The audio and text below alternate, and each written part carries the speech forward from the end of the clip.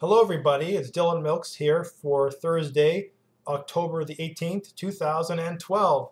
Well, today I want to talk about the NHL Lockout and kind of give some commentary on that.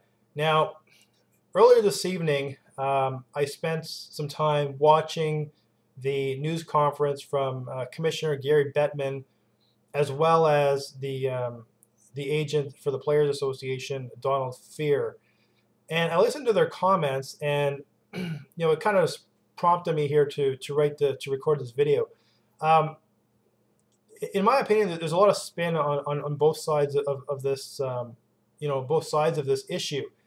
And on the owner's side, they typically want to go to an immediate 50-50 split of revenue, and they essentially want to basically negate whatever contracts are already in existence, whatever contracts were already signed. They want to negate those in order to move directly to a 50-50 revenue split.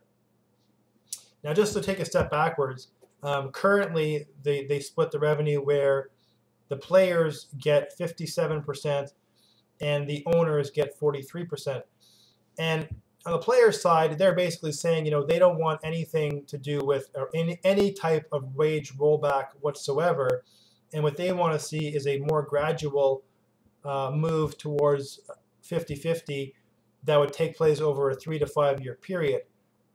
Now, I really do take exception, I think, a lot with the players' position on this, because if you look at what's going on in the world the last 4 years, specifically in the United States, the world has the biggest economic downturn since the Great Depression. You look at the States, and in the last 4 years, they've had massive layoffs, they've had hiring freezes, they've had wage freezes, they've had wage rollbacks in some cases, and even large corporations that are multinational, who have a lot of presence in the U.S. Have experienced the same things. And even in Canada here, companies have done the same thing. And look in Europe and around the world at what the actions that governments have been taking in terms of reducing staff, cutbacks of even public sector employees. And to me, as a Canadian, when I hear this hardline position from the players that we're not even willing to take even a small amount of wage rollback, given the current economic outlook and framework that we live in today, in my opinion, is completely absurd and it's just so ridiculous. And I think the players really don't have any kind of reality as to what's going on in the world today to have such a position. Obviously they're all making multi-million dollars a year, and even the lowest players are making nearly $1 million a year, and that's for a fourth liner. So for them, they're so far removed from the day-to-day realities of life that the 99% of us live in, that for them to take such a hardline position of, we can't accept any type of wage rollback whatsoever at all under any circumstance, to me, I just don't have any sympathy for that position whatsoever. Actually, none at all for that position. Because even if a scenario where, let's just say, if they had to go through a 5% rollback in year one, even as somebody at the lower end of the pay scale, let's just say $1 million, that's going to translate into $50,000 a year for that year one in rollback. Now, if you think about it, that amount of money out of $1 million, even again using a low end salary, that type of money is not going to really affect their lifestyle at all whatsoever.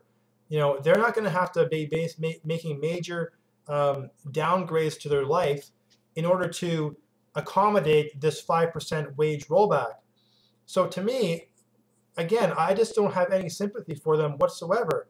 Now, I also think that in fairness to the players, I think that the owner's position of, I think some of the things that the owners are looking for, I think, are pretty restrictive in terms of reducing the players' freedoms and flexibilities, which I don't necessarily agree with all of that. But I think the main principle of having a 50-50 revenue split, again, to me is completely reasonable, and I don't believe at all I don't believe that there's anything crazy or unreasonable about that.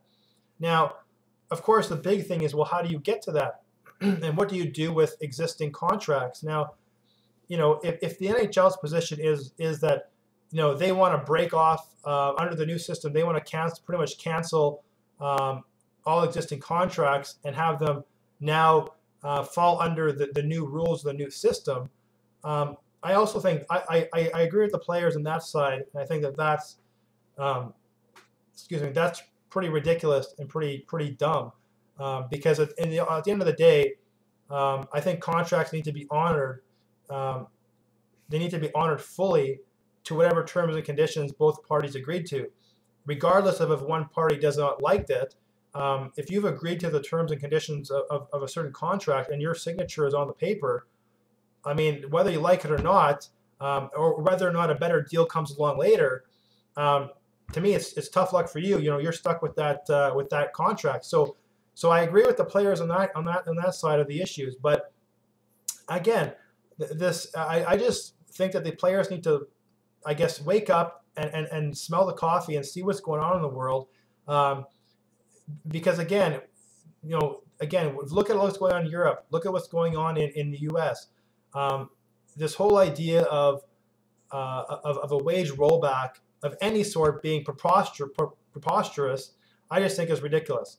So I would just say to the players is, wake up, get your head out of the sand, take a look at reality of what's going on in the world, take a look at the economic reality of the world currently as we know it, and the economic status of the states, and what the average American or the average European has gone through in the last 4 years in terms of cutbacks and rollbacks and having to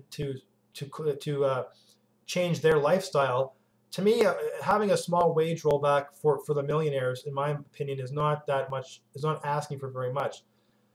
So that's all I want to say here, just on that subject. I know I've kind of talked about something that usually it's a bit different than what I normally talk about. However, I do think that this is an economic issue, and that's typically something I'm very interested in, is economics. So thanks for watching, everybody, and I definitely welcome your feedback and your opinion on this.